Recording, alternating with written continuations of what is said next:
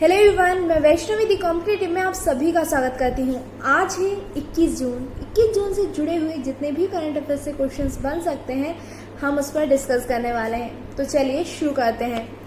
पहला क्वेश्चन है, हाल ही में ADB एशियन डेवलपमेंट बैंक ने किस देश को वित्त सुधारों में मदद के लिए $200 मिलियन की मदद ऋण देने का निर्णय लिया है? तो ADB के द्वारा बांग्लादेश को ये ऋण देने का निर्णय लिया गया है। ADB एशियन डेवलपमेंट बैंक जो है वो बांग्लादेश को $250 मिलियन का ऋण देगी उसके वित्तीय सुधारों के लिए। अब बांग्लादेश को ये ऋण दिया जाने वाला है। तो बांग्लादेश की बात कर लेते हैं। बांग्लादेश की राजधानी है ढाका, करेंसी है टका और PM है शेख हसीना। नेक्स्ट क्वेश्चन की बात कर लेते हैं हम, हाल ही में विश्व शरणार्थी दिवस कब मनाया गया था? तो ये 20 जून को मनाया गया था। मैंने हमेशा कहा है कि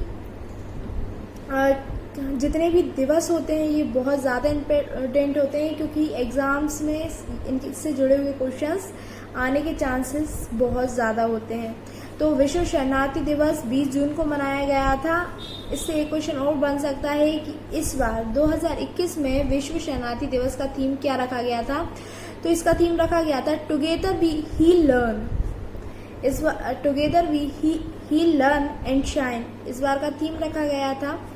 अब बात कर लेते हैं शरणार्थियों से जुड़ी हुई। तो संयुक्त राष्ट्र महासंघ ने 4 दिसंबर 2020 को इस दिन को मान्यता दे दी थी कि हम 20 जून को विश्व शरणार्थी दिवस मनाएंगे।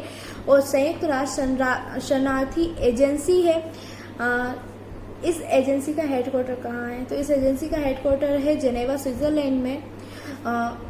और ये विश्व शरणार्थी दिवस 20 जून को मनाया जाता है। क्योंकि शरणार्थियों के बारे में तो आप सभी जानते होंगे, तो उनकी तरफ ध्यान आकर्षित हो इसके लिए ये दिवस मनाया जाता है। नेक्स्ट क्वेश्चन की बात कर लेते हैं हम, हाल ही में केंद्र सरकार ने आयुध निर्माण बोर्ड के स्थान पर कितनी कंपनियां बनाने का निर्णय लिया है? तो 7 कंपनियां बनाने का निर्णय लिया गया है और ये केंद्र सरकार के द्वारा निर्णय लिया गया है। नेक्स्ट क्वेश्चन की हम बात करते हैं, इब्राहिम राइसी किस देश के नए राष्ट्रपति चुने गए हैं? तो इब्राहिम राइसी ईरान के नए राष्ट्रपति चुने गए हैं। ईरान एशियाई महाद्वीप में स्थित है और ईरान की राजधानी तेहरान है, करेंसी वहाँ की तोमान है और वहाँ के अब नए राष्ट्रपति चुने गए हैं इब्राहिम राइसी। नेक्स्ट क्वेश्चन की बात हम कर लेते हैं, किस देश ने अगले महीने तक वैक्सीन पासपोर्ट जारी करने की घोषणा की है? तो ये जापान के द्वारा की गई है। अब ये वैक्सीन पासपोर्ट है क्या चीज़? तो जिन लोगों को वैक्सीन लग जाती है उन्हें एक पासपोर्ट दिया जाएगा जिस पे ये लिखा होगा कि इन्हें वैक्सीन लग चुकी है। और इस सर्टिफिकेट को हम एक सर्टिफिकेट भी कह सकते हैं। सर्टिफिकेट के जरिए वो लोग इंटरनेशनल ट्रेवल कर सकते हैं। इसका मीन ये होगा कि इन्हें वैक्सीन लग चुकी है और ये इंटरनेशनल लेवल पे भी ट्रेवल कर सकते हैं। और ये जापान के द्वारा घोषणा की गई है। तो ये जापान की कैपिटल है टोक्यो। नेक्स्ट क्वेश्चन की बात कर लेते हैं, हाल ही में किस देश में दुनिया की सबसे ताकतवर चुंबक का निर्माण किया गया है? तो ये फ्रांस में किया गया है। फ्रांस में दुनिया की सबसे ताकतवर चुंबक का निर्माण किया गया है। ये इतनी ताकतवर है कि ये एक एरोप्लेन को भी अपनी ओर आकर्षित कर सकती है। फ्रांस के द्वारा ये किया गया है। तो फ्रांस की कैपिटल है पेरिस और करेंसी है यूरो।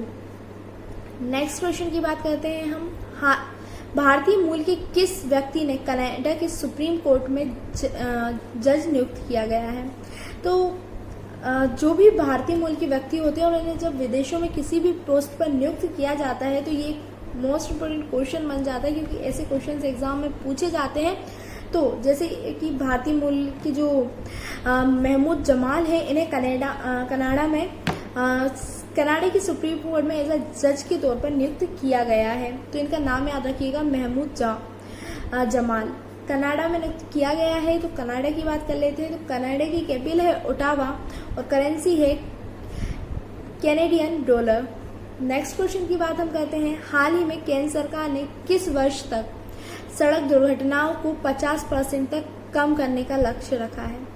तो केंद्र सरकार के द्वारा 2024 तक सड़क दुर्घटनाओं को 50% तक कम करने का लक्ष्य रखा गया है, क्योंकि हमारे देश में बहुत ज़्यादा जानें सड़क दुर्घटना की वजह से ही जाती हैं। सड़क दुर्घटना ना हो इसके लिए बहुत सारी चीज़ें की जाएंगी, एजुकेशन होगी और भी अन्य चीज़ों के द्वारा लोगों को जागरूक किया जाएगा जिससे कि सड़क दुर्घटनाएं ना हो और 2024 तक सड़क दुर्घटनाओं का जो आंकड़ा है वो 50% कम किया जा सके।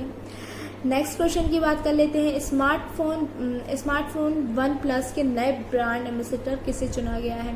तो जसप्रीत बुमराह ये इंडियन क्रिकेट टीम के खिलाड़ी हैं, इन्हें चुना गया है। एंड वन प्लस किस देश की कंपनी? तो वन प्लस चीन की एक कंपनी है, उसका नया ब्रांड एम्बेसडर जसप्रीत बुमराह को चुना गया है। आज के लिए इतने क्वेश्चंस काफ़ी हैं।